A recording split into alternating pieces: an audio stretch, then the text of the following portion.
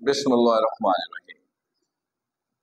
Students, इस मरतबा हम लोग एक मरतबा फिर extra numericals for second year physics उसी पर बात करेंगे, जिसकी डिटेल आपके वर्कबुक में गिवन है। अभी इस वक्त हम लोग जिस एक्स्ट्रा न्यूमेरिकल की बात करेंगे वो है नंबर 17। वो है नंबर 17।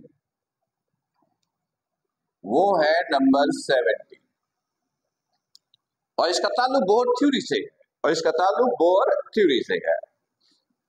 ओके, देखिए क्वेश्चंस कहता है क्या, मैं पढ़ रहा हूं, आप लोग सुनिए। कहता है calculate the longest and shortest wavelength. Longest and shortest wavelength,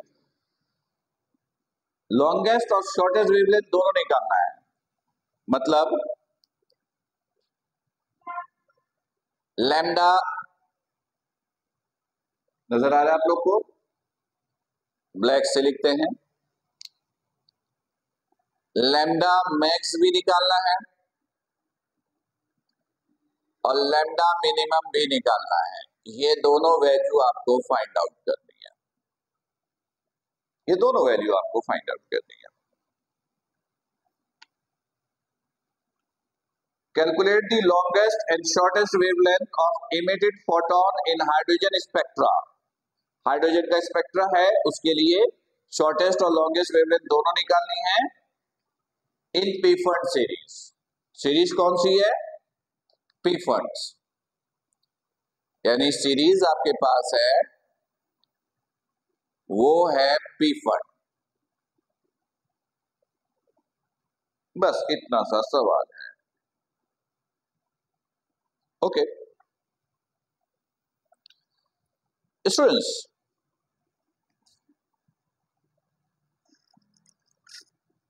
देखिएगा, सबसे पहले मैंने इसका डेटा बनाते हैं और डेटा ना जरा समझिएगा ताकि इश्यू कोई ना हो। मैंने पहले हेडिंग डाल दिया फॉर लैम्डा मैक्स, इसका डेटा, और यहां पर हेडिंग डाला फॉर लैम्डा मिनिमम, इसका डेटा। सही है? और से सुनिएगा। देखिए, शॉर्टेस्ट वेवलेंथ और लॉन्गेस्ट वेवलेंथ आपको हाइड्रोजन सीरीज के लिए निकालनी है। तो याद रखिएगा कि ट्रांजिशंस के दौरान जो लोअर ऑर्बिट नंबर होता है उसका ताल्लुक तो कौन सी सीरीज है इस पे डिपेंड करेगा। तो सीरीज कौन सी है? पीफर्ट। पीफर्ट का मतलब है कि लोअर ऑर्बिट नंबर जो है ना, लोअर ऑर्बिट नंबर वो है 5। लाइमन के लिए 1, बामर के लिए 2, पास्टन के लिए 3, ब्रैकेट के लिए 4 और पीफर्ट के लिए 5। तो सीरीज जो है वो पीफर्ट है, मतलब लोअर ऑर्बिट इन दोनों के लिए जो है वो है नंबर 5। तो वो मैंने लिख दिया N2 दिस इज 5 और this is N2 this is 5। Clear? अच्छा, अब एक बात याद रखिएगा, प्रीवियस न्यूमेरिकल में भी मैंने आपको बताया था कि शॉर्टेस्ट वेवलेंथ तब प्रोड्यूस होती है जब इलेक्ट्रॉन ट्रांजिशंस के दौरान जंप करता है इनफाइनाइट से लोअर ऑर्बिट नंबर में, इनफाइनाइट से लोअर ऑर्बिट नंबर में। तो शॉर्टेस्ट वेवलेंथ के लिए तो N1 हमेशा इनफाइनाइट ही होगा, उसमें कोई तब्दीली नहीं होगी। यानी मिनिमम इसके लिए N1 जो है वो इंफिनिटी है। और मैक्सिमम वेवलेंथ के लिए, हाईएस्ट वेवलेंथ के लिए, लॉन्गेस्ट वेवलेंथ के लिए हायर ऑर्बिट नंबर लोअर से एक ज्यादा होगा, लोअर से एक ज्यादा। यहां लोअर कौन सा है? 5।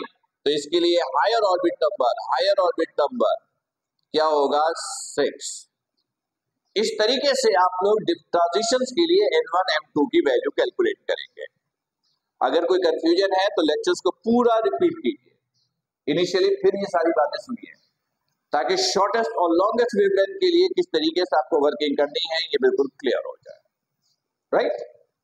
ओके, आर एच की वैल्यू आपको याद रखनी है, where R H Rydberg constant for hydrogen atom 1.097 exponent 7 metre inverse, ये इस कॉस्ट की कांस्टेंट की वैल्यू है। क्वेश्चन क्लियर हो गया? गुड, चलिए अब कैलकुलेशन करते हैं। मैंने सॉल्यूशंस की हेडिंग डाली और सबसे पहली कैलकुलेशन मैक्सिमम वेवलेंथ के लिए मैंने कहा फॉर मैक्सिमम वेवलेंथ फॉर्मूला आपको मालूम है 1/λ is equal to R H 1/n2 square minus 1/n1 square, right. Value put कीजिए, 1/λ यहां मैक्स लिख दिया, आर एच की वैल्यू 1.097 एक्सपोनेंट 7, n2 की वैल्यू 5 और n1 की वैल्यू 6, ये स्क्वायर किया आपने, सही।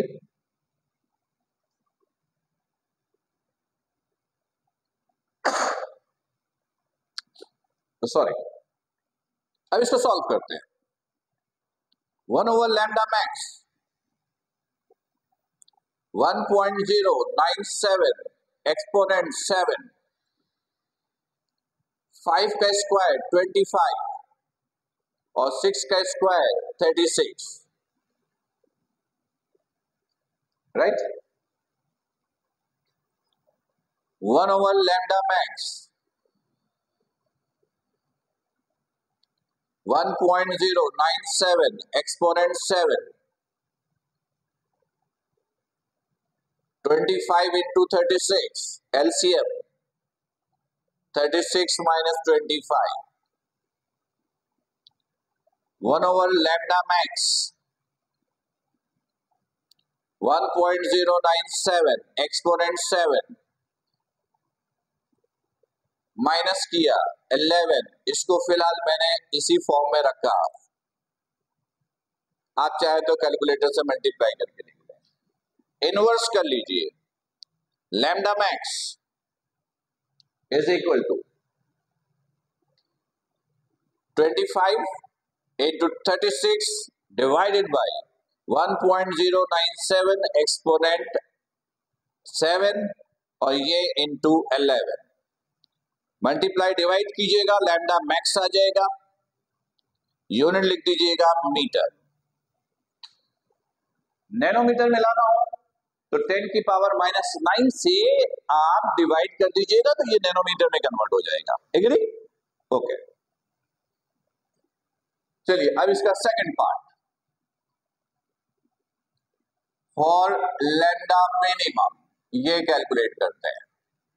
अगेन फॉर्मूले में कोई तब्दीली नहीं, are H 1/n2 square minus 1/n1 का स्क्वायर,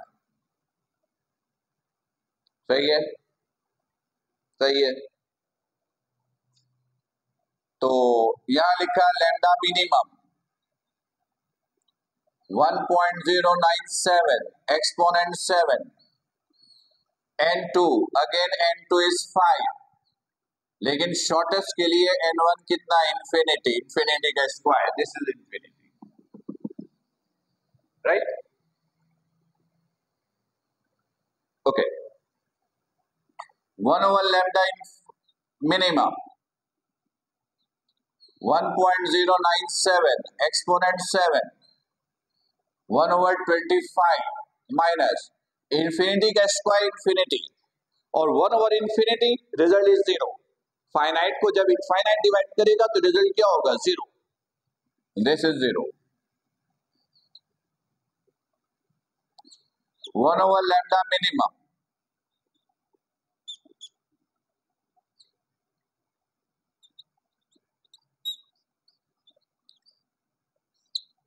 डिवाइडेड बाय 25, इनवर्स कर लीजिए, 25 डिवाइडेड बाई 1.097 एक्सपोनेंट 7 डिवाइड किया दिस मीटर।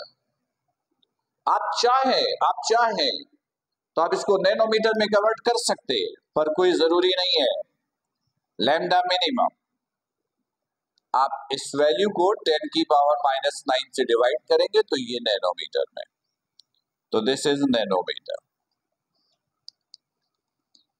राइट।